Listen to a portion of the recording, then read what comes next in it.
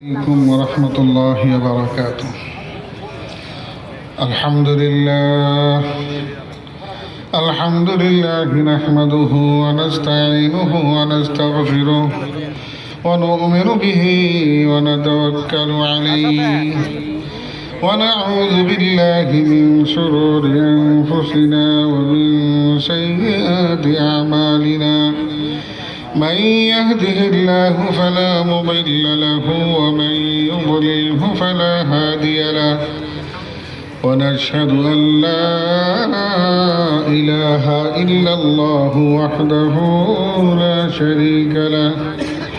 وأشهد أن محمدا عبده ورسوله صلى الله تعالى عليه وعلى آله وأصحابه وبارك وسلم تسليما كثيرا. أما بعد فأعوذ بالله من الشيطان الرجيم. بسم الله الرحمن الرحيم. يا أيها الذين آمنوا اتقوا الله حق تقاته ولا تموتن إلا وأنتم مسلمون. صدق الله مولانا العظيم. وقال رسول الله صلى الله عليه وسلم: تركت فيكم أمرين لن تضلوا ما تمسكتم بهما كتاب الله وسنة رسوله أو كما قال عليه الصلاة والسلام. اللهم صل على محمد وعلى آل محمد كما صليت على إبراهيم وعلى آل إبراهيم إنك حميد مجيد. اللهم بارك على محمد وعلى آل محمد كما باركت على إبراهيم وعلى آل إبراهيم إنك حميد مجيد. الحمد لله। আল্লাহ রব্বুল আলামিনের হাজার শুকর যে আল্লাহ পাক আমাকে আপনাকে দ্বীনে মজলিসের মধ্যে, দ্বীনে মাহফিলের মধ্যে আসার, বসার, কথা বলার, কথা শোনার তৌফিক দান করেছেন। সেই জাতে পাকের শুকরিয়া আদায় করি আলহামদুলিল্লাহ। তো জোরে বলেন আলহামদুলিল্লাহ। আলহামদুলিল্লাহ। আল্লাহ পাক যাকে মেহেরবানি করেন, যার প্রতি আল্লাহ পাকের করুণা হয়, দয়া হয়, মায়া মহব্বত হয়, তাকে আল্লাহ পাক দ্বীনে মজলিসে আসার বসার তৌফিক দান করেন। আপনার আমার বাড়িতে যখন কোনো অনুষ্ঠান হয়, আমরা তাদেরকে দাওয়াত দেই। কার্ড দিয়ে দাওয়াত দেই, নিজে গিয়ে দাওয়াত দেই। যার সাথে আমার সম্পর্ক যেমন, যার সাথে আমার সম্পর্ক খুব ভালো, গভীর সম্পর্ক, তার কাছে আমি নিজে গিয়ে দাওয়াত দিই। আল্লাহ রাব্বুল আলামিন এই দ্বীনে মাহফিলের মধ্যে, দ্বীনে মজলিসের মধ্যে তাদেরকে আসার তৌফিক দান করেন যাদেরকে আল্লাহ পাক মহাব্বত করেন, ভালোবাসেন। তাহলে বোঝা গেল আল্লাহ পাক আপনাদের সবাইকে মহাব্বত করেন, তাই না? এই মহাব্বত রসিলে আল্লাহ পাক আমাদের জিন্দগির সমস্ত গুনাহগাতা মাফ করে দেন। আমাদের বাপ মা, দাদা দাদি, আত্মীয় স্বজন, পাড়া প্রতিবেশী, ভাই ব্রাদার যারা আছে, আল্লাহ পাক সবাইকে মাফ করে দেন। আজকে সত্যি আমি অনেকবারই আসছি, মাহফিলে আসা হয় নাই, মাদ্রাসাতে আসছি। আজকে আমার চোখে পানি আসছে, আনন্দের একটা অশ্রু। আওয়াজ করে কাঁদতে মন চেয়েছে, আওয়াজ করে কাঁদতে পারি নাই, মনে মনে আমি ঠিকই কাঁদছি। মরহুম মৌলানা আব্দুল হাই রহমতুল্লাহ আলাই প্রতিষ্ঠিত একটি মাদ্রাসা, আজকে এখান থেকে 17টা ছেলে হাফেজ হয়ে গেল। 17 জন ভাগ্যবান পিতার সন্তান এখান থেকে হাফেজ, কোরআনে কারীম তাদের সিনার মধ্যে ধারণ করলো। এই 17 জন তো এই বছর হইল, প্রতি বছরই এরকম 17, 18, 20, 19, 25 জন করে হাফেজ হইতেছে। এর সব ওই হাফেজদের বাপ মা দাদা দাদি নানা নানি সবাই তারা পাইতেছে কি পাইতেছে না?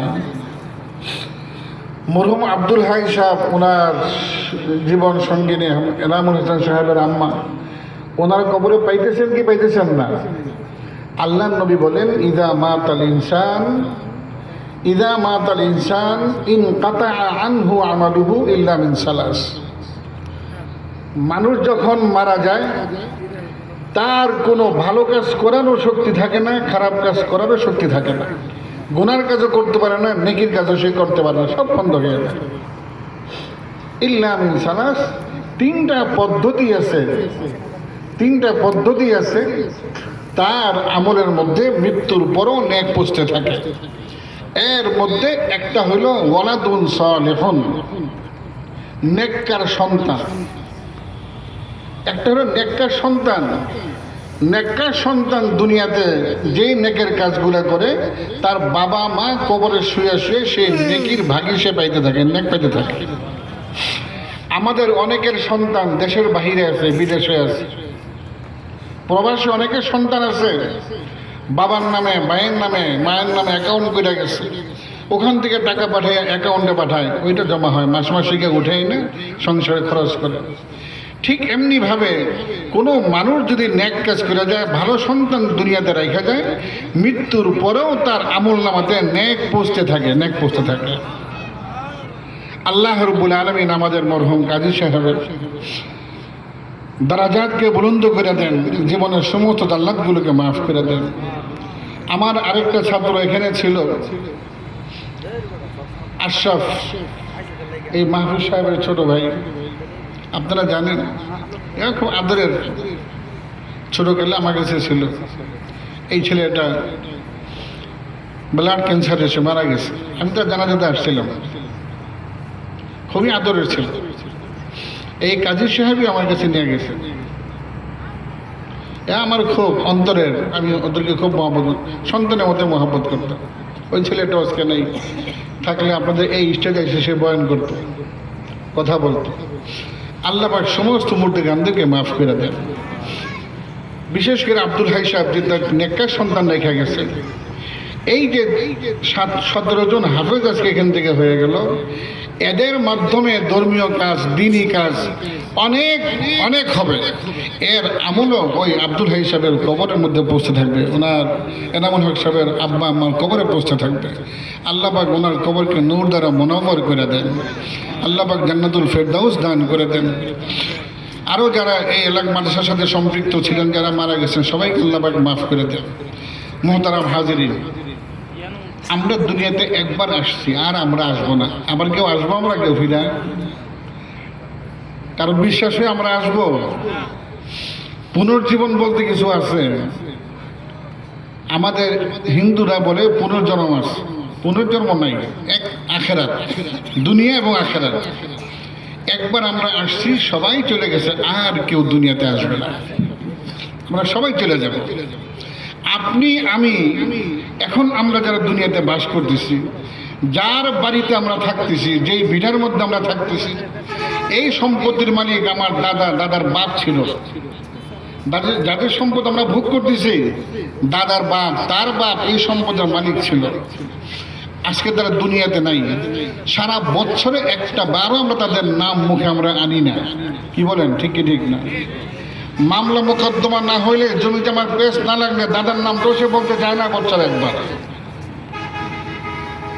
যখন সিএস নিয়ে টান দেয়, তখন তার দাদার বাপের নাম বলে, দাদার নাম ছিল এই। এছাড়া কেউ দাদার বাপের নাম অনেকে জানে না। আপনি আমি এখন যেখানে আছি, আমরাও একসময় আমার দাদার বাপের স্থানে চলে যাব, আমাদের নামটাও দুনিয়াতে কেউ নিবে না। যার বাড়িতে আমরা আছি, যে আমার বাড়িতে 100 বছর পর থাকবে, ওই ব্যক্তিটা কেমন হবে তা আমি জানি না। কথা বুঝতে পারি নাই? আপনার করা সম্পত্তির মধ্যে 100 বছর পর যে ব্যক্তিরা বসবাস করবে, 150 বছর পর যে ব্যক্তিরা এই বাড়ির মালিক হবে, তার চেহারা কেমন, ওই ব্যক্তিরা কে, আমরা তাও জানি না। জানি আমরা কি নিয়ে আমরা অহংকার করতেছি, কি নিয়ে আমার অহংকার, কি নিয়ে?